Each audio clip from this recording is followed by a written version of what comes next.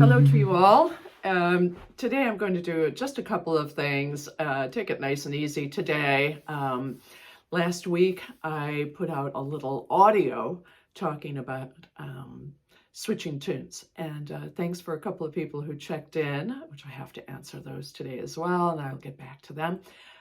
There is a place on Patreon where you can send a question or respond to somebody else's comment, and so I'm just going to point you to that and say that that's a nice spot. And if you have something private to say, you can always send me a message.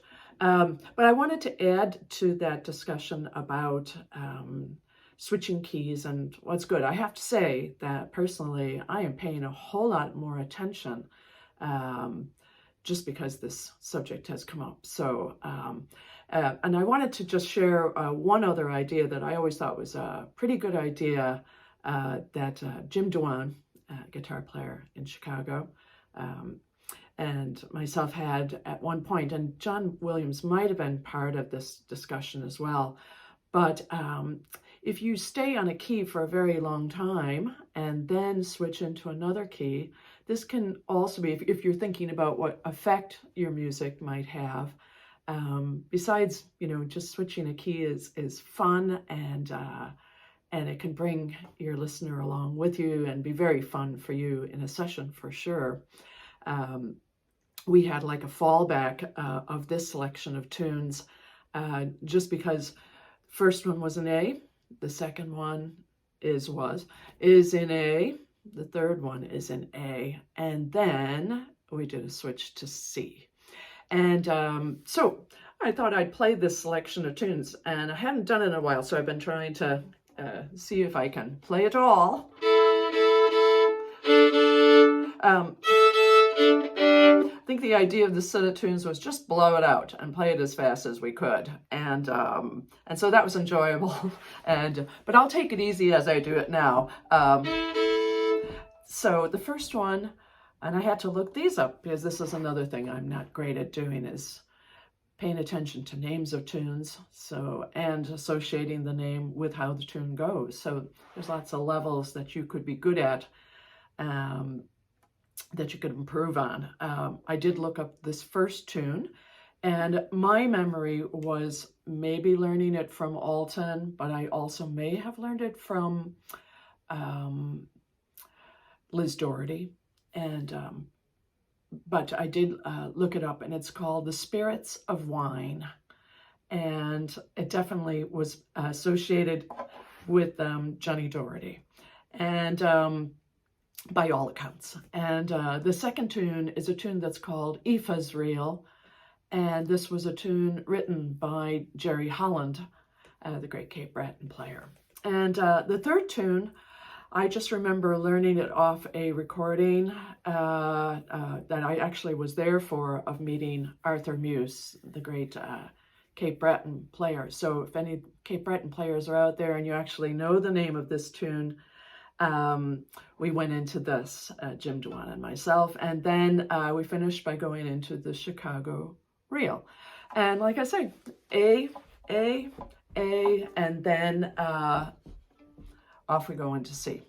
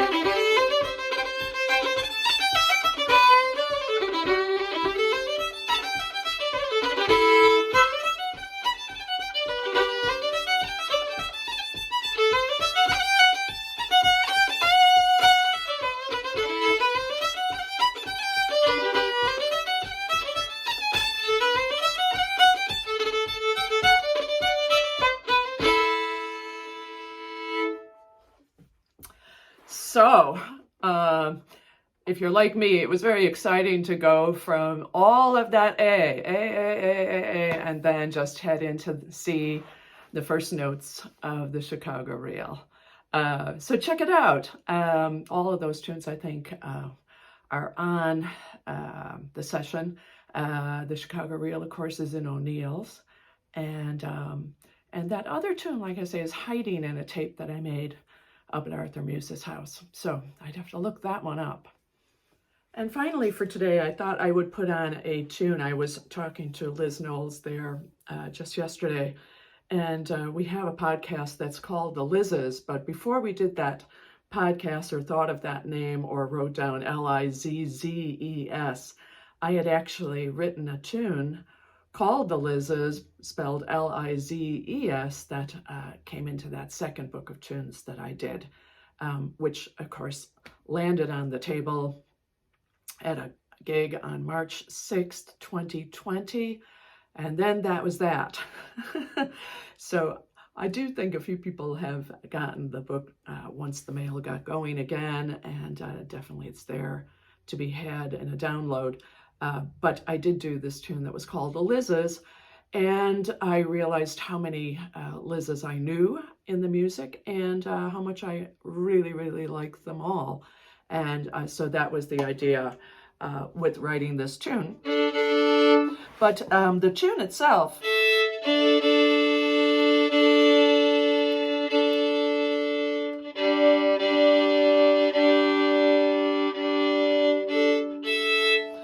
it's been a little bit ornery today. Hopefully I haven't gone too flat there. So this tune, I really actually was thinking of Liz Kane, that great fiddle player, and her sister Yvonne, that are from Galway. And I know that Liz has been writing a lot of really nice tunes, and her sister are great fans of Paddy Fahey tunes. I think of this maybe as in a Paddy Fahey world. So like I say, I hope I'm not too off key here now. So it's a little bit of an easygoing reel, and I have not recorded this. And sometimes I wonder if a tune is sitting in a book, when will anybody discover it? But I really thought this was a nice one. And like I said, I think it would totally suit Liz Kane's playing, and kind of in that Paddy Fahey, I think it's D minor. So here we go.